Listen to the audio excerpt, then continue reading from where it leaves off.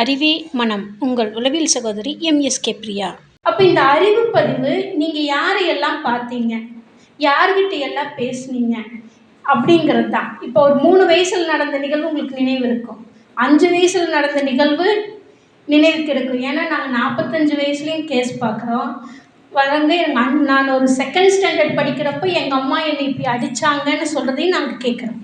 அப்போ நம்மளுக்குள்ளே போன அறிவு, பார்த்ததானாலும் சரி, கேட்டதானாலும் சரி, நம்மளுக்கு கெட்டது நடந்ததானாலும் சரி, அது டெலிட்டே ஆகாது. அது லேயர் தான். அடுத்தடுத்து நம்ம எப்படி ஒரு ஆஃபீஸ் ஃபைல் அடுக்கி வைக்கிறோமோ, ஒரு சிஸ்டமில் அப்டேட் பண்ணி வைக்கிறோமோ, அதே மாதிரி உங்கள் மனசுக்குள்ளே எல்லா பதிவுமே பதிவாக தான் இருக்கும். அது எல்லாமே சேகரித்து லேயர் லேயராக ஃபார்ம் ஆகிக்கும்.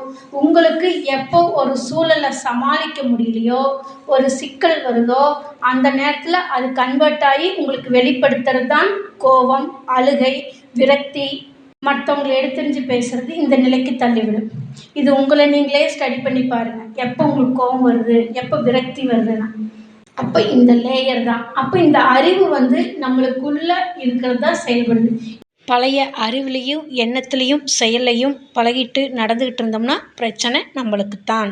நம்ம மாறினால் மாற்றம் வரும்.